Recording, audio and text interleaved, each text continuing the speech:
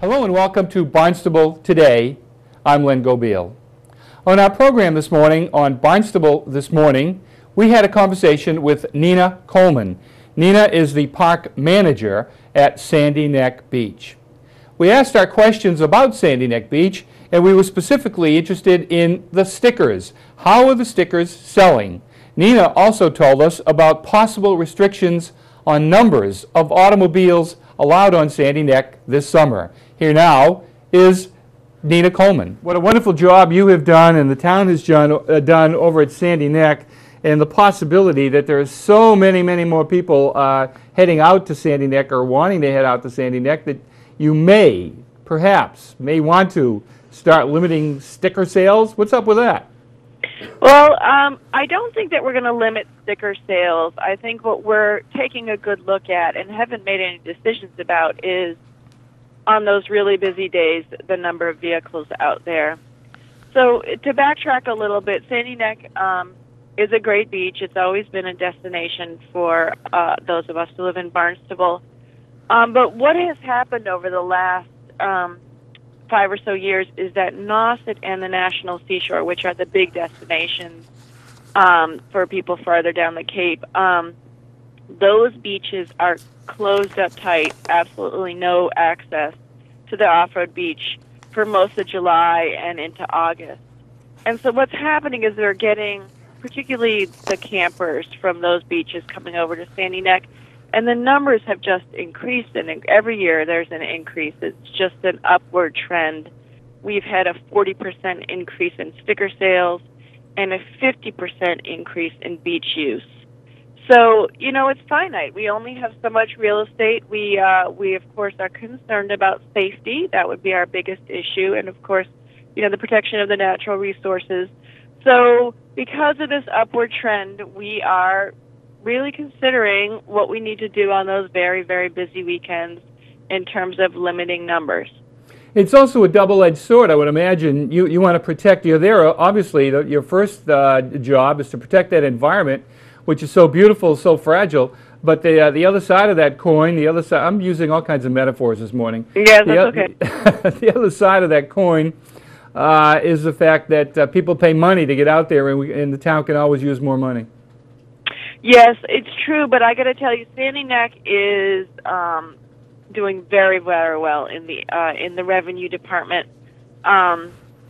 It's too much. It's too many sticker sales because we just keep going up and up. It's true. It does drive the whole ship, so it's a balancing act in that department. And I should backtrack and say we're not when I'm talking about numbers, I'm talking about possibly how to get campers in there differently, perhaps limiting numbers of campers, perhaps limiting numbers of day trippers, reorganizing the parking on the beach so it's safer. We're kind of looking at everything right now. And so I don't want people to jump to the conclusion that they're not going to be allowed on the beach on any given weekend.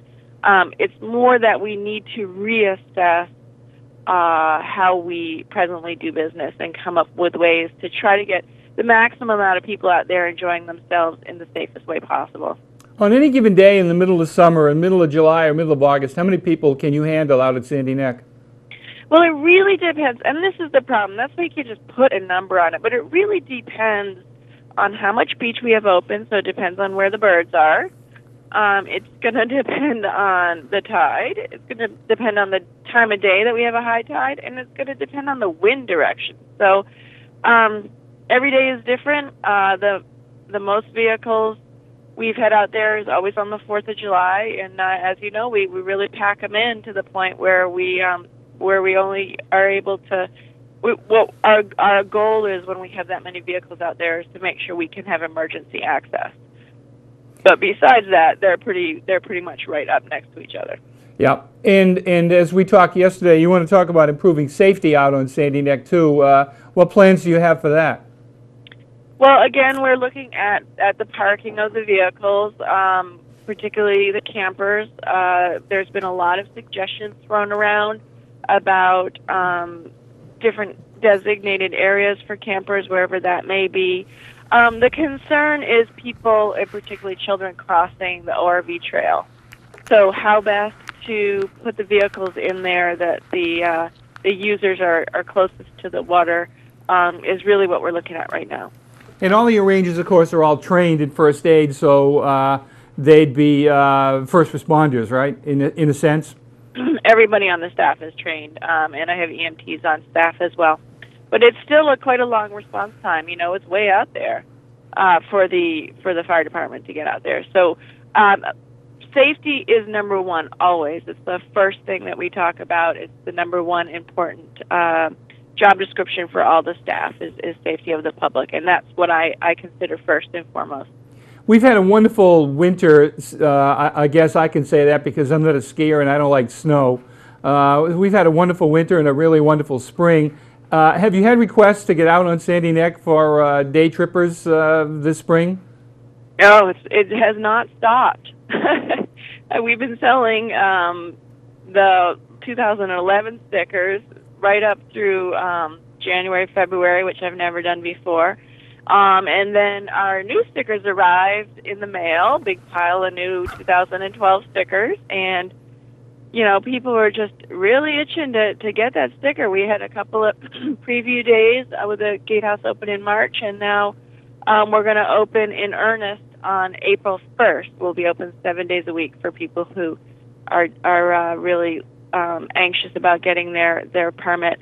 In addition, we're doing the renewal application program through the mail. So right now we're processing stickers all the time, just that the gatehouse is closed. But that April 1st, 9 a.m., we're off to go for the whole season.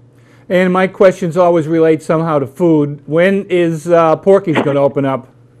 I don't have an exact date. I most definitely will forward you that date. I know that they're coming in and starting to get ready. Already we're even getting the bathhouse up and running again, and we do winterize that. I mean, it's an early spring. It really is. And I was out on the beach yesterday, which was glorious. There were people all over the place sunbathing. Young people running around, enjoying the sun. Children out on the beach. It felt like it was mid-May. It was definitely a little uncanny. Well, I hope you have a lot of people on the beach this summer. I hope you sell a lot of stickers and your finances continue the way they are. And most of all, I hope that Sandy Neck continues to be protected for the gem that it is. I appreciate that.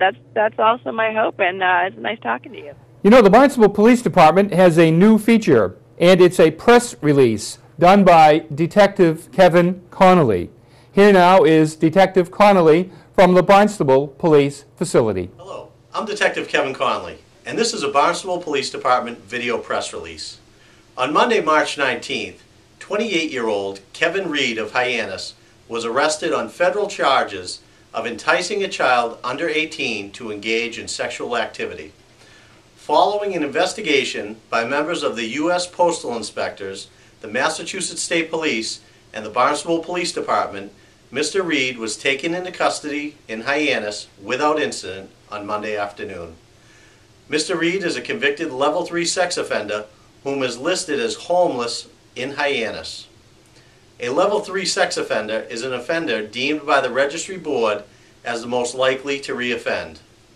Mr. Reed is alleged to have used the internet to reach out to young girls ages 14 to 16 to engage in sexual conversation and photo exchanges.